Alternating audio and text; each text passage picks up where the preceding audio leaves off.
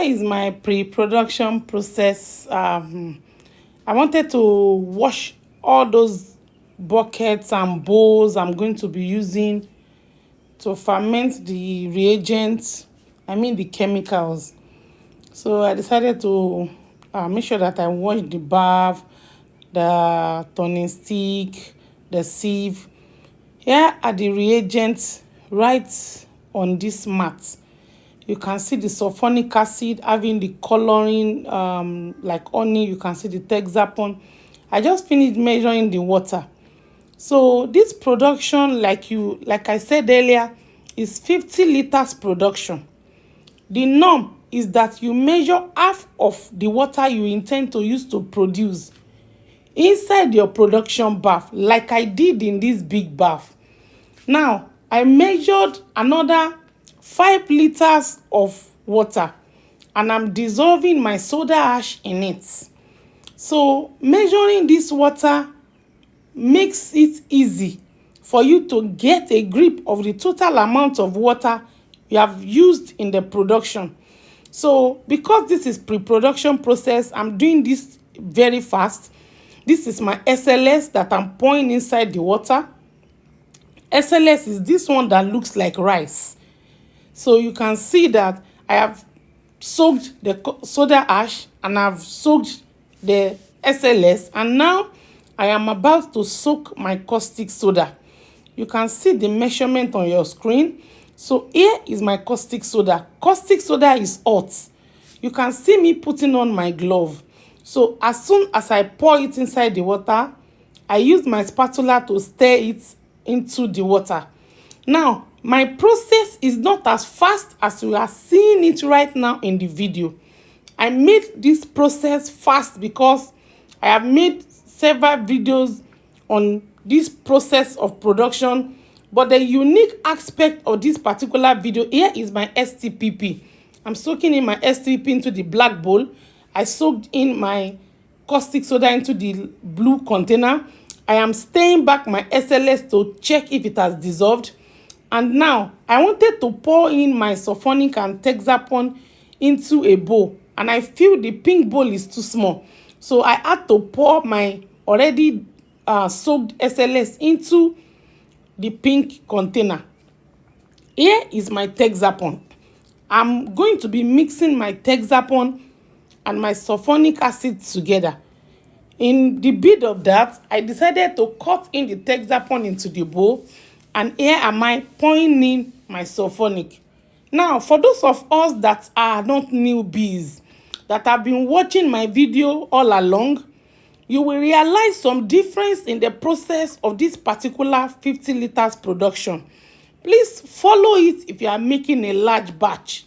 So I twisted the production process a little, making us to understand that we can produce soap in several ways and that different individuals have different ways of producing. Now, I just mixed my sulfonic and Texapon, and contrary to what I have done on the channel before now, I am adding water to my sulfonic and my Texapon. If you buy very thick Texapon in the market and you mix it with your sulfonic and it turns into a jelly-like solution, please add water, add more water until you loosen up the sulfonic acid. If you buy a thick sulfonic acid as well, please add water until you loosen it up. Either way, either the Texapon or the sulfonic could, for one reason or the other, maybe it has been adulterated, maybe it has stayed for long, for one reason or the other, it could just be thick. Now, my sulfonic and Texapon, I am adding water. I added over 5 liters of water into my sulfonic and my Texapon. So we have been able to add 25 liters as I'm pouring in my Natrosol now. The Natrosol, for people that usually come to my DM, some people will say they cannot get Natrosol. They have access to only cellulose. Yes, you can use cellulose. Cellulose is something you can use exactly the same measurement. So I'm pouring in my caustic soda now. So I am trying to use my measurement cup to bring up this soap so that you can see the difference. Initially, it was water like. Now you can see that it is already silk like. Why am I doing this? I'm doing this because I have customers, I have students that usually are of the opinion that when you pour your cellulose into water, you need to stay and stay and stay and stay and make sure you can see the thickness. You can see that as I am adding the soda ash, the solution is getting thicker. Please take notes. I didn't add my soda ash in this format. I didn't add it as fast as you can see in the video. I'm going to pour one and I'm going to stir it a little. Then I'm going to pour another one and stir it a little. But I decided to edit and make sure that this is fast enough so that it's not going to take our time, especially for those that have been watching over time. So I want you to understand that you can use the same process we used in the 10 liters or the 15 liters to produce your 50 liters. You can also use this method. It doesn't have to be the same method. But if you are just starting, if you are a newbie, please don't start your production with 50 liters production.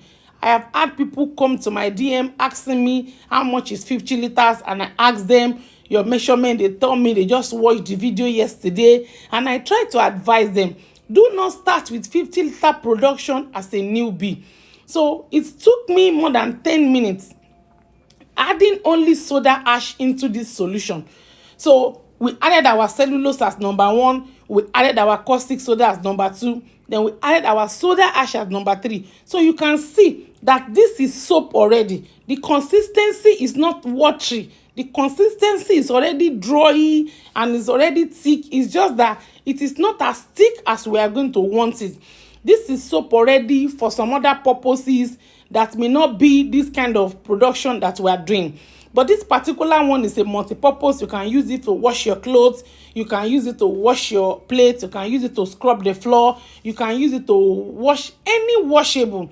So I just started adding my sulfonic acid. You know, the sulfonic acid has multiplied from the 2 liter sulfonic and the Texapon that we mixed. By the time we added water, it is already filled up in this black smaller bowl. So, and that is why I'm pouring this sulfonic, the already dissolved or diluted sulfonic, into the main bowl.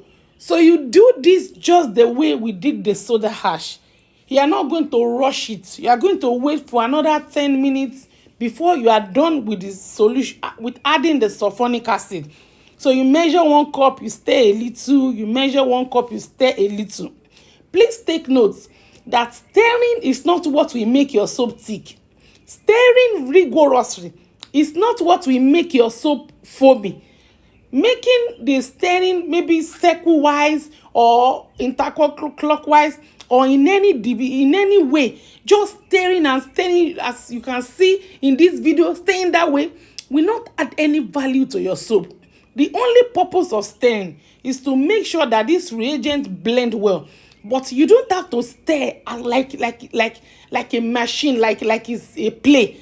Just stir and be sure that you have been able to incorporate those things together. Can you see the thickness of the soap?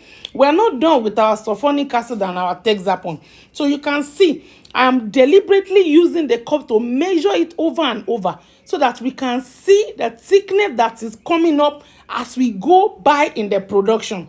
So you can see that I poured the remaining sulfonic because normally when we pour in sulfonic into our soap like this, there's a reaction. So the initial reaction and the subsequent one that had happened as I was pouring the 1 liter, the 2 liter, the 3 liters, I felt that the reaction was over. So I carried the bowl and poured in the remaining sulfonic. So I left it for a minute or 2, and here am I trying to clear up my workspace. Why am I showing you this? I actually made 50 liters of production, but I intend to use 2 different fragrances and 2 different colors so that you can have access to the different colors, the different fragrance. I'm going to be using lavender and I'm going to be using jasmine in this production. So I'm going to be adding a different color to my lavender and I'm going to be adding a different color to my jasmine. So as we are going to be doing it, I'm going to be adding lemon color and I'm going to be adding pink color to the other version. I'm going to be dividing this. I'm adding my SLS. I dissolved my SLS in the black bowl. Then I poured it into this pink bowl when I needed the black bowl. So I just added my SLS, and here is my STPP. In most cases, the STPP does not totally dissolve. Please pour the one on top. Just make sure that you make an effort initially to use your spatula to stir it very well. You need the spatula. If you are into this production, you are a newbie, I'm adding in my fragrance. So I added the fragrance into a little portion of the soap.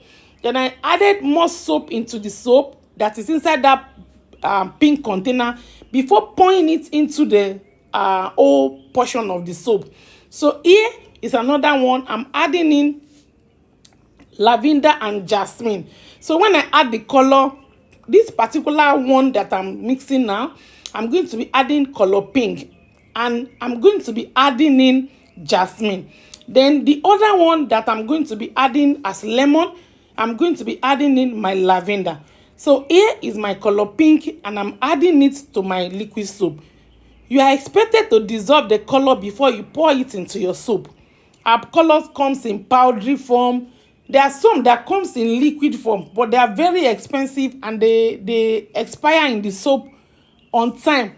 Unlike this other powdered one that all you need is to dissolve it in water and use it to your satisfaction. So I'm going to be showing us some other things about this and some other important details you are supposed to understand when it comes to soap production, be it for your personal use or you want to do it as a commercial purpose. See you in my next video.